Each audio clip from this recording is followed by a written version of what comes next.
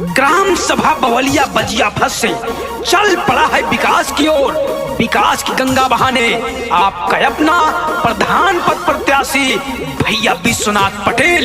तो आप सभी मतदाता साथियों से हाथ जोड़कर निवेदन है, इस बार प्रधानी के चुनाव में भैया विश्वनाथ पटेल जी को अपना अमूल्य मत देकर के भारी से भारी बहुमत से विजयी बनाएं। विश्वनाथ भैया जिंदाबाद जिंदाबाद जिंदाबाद, विश्वनाथ भैया जिंदाबाद जिंदाबाद जिंदाबाद, विश्वनाथ भैया जिंदाबाद जिंदाबाद जिंदाबाद। हमारा प्रधान कैसा हो, विश्वनाथ के जैसा हो। हमारा प्रधान कैसा हो, विश्वनाथ के जैसा हो।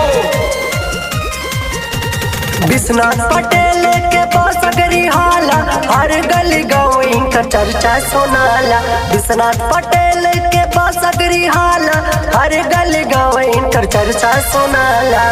अब ना दुशासन होई, अब ना दुशासन होई, कुर्सी कुमार चाहिए। अब ना दुशासन होई, कुर्सी कुमार चाहिए। सबका के साथ चाहिए, गांव के विकास चाहिए। सबका के साथ चाहिए, गांव के विकास चाहिए। ना झुकेंगे ना झुकने देंगे, ना झुकेंगे ना झुकने देंगे। अगर आप सभी बवलिया बजिया फत के साथियों का साथ रहा तो सब विकास करेंगे। तो भाइयों एवं बहनों भूलिएगा नहीं, इस बार आपके अपने ग्राम सभा से कर्मठ योग्य ईमानदार प्रधान पद के प्रत्याशी हैं भैया विश्वनाथ पटेल। तो आप सबसे निवेदन है कि इस बार भैया विश्वनाथ पटेल जी को अपना अमूल्य मत दे करके उन्हें अपने ग्राम सभा का प्रधान बनाए, ताकि आपके ग्राम सभा का संपूर्ण विकास हो सके। विश्वनाथ भैया जिंदाबाद जिंदाबाद जिंदाबाद। बलिया बाजिया फत से बावे हाला, जीती है विश्वनाथ भैया चर्चा सुनाला।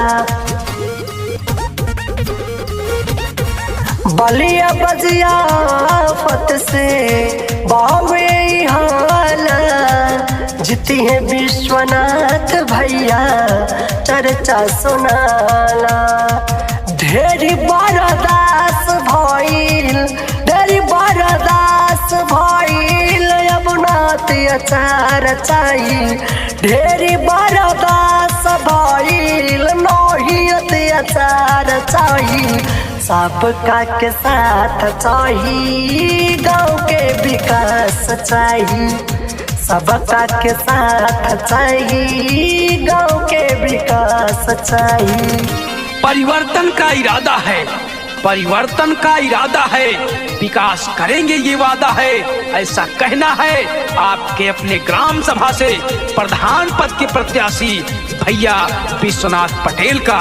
तो आप सभी मतदाता साथियों इस बार किसी और के बहकावे में ना आकर के भैया विश्वनाथ पटेल का साथ दीजिए और अपने ग्राम सभा का प्रधान बनाइए, ताकि आपके ग्राम सभा का संपूर्ण विकास हो सके।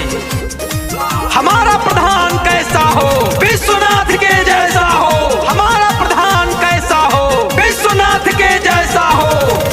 आवास वृद्ध पेंशन, बिजली पानी, पल भर में दूर होई सगरी परेशानी।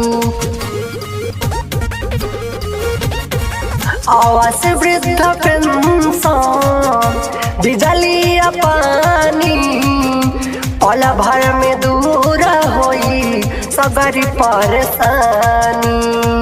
देवेंद्र वीर जैस कल्लू, अमिताभ सजी तू, सबका के साथ चाहिए।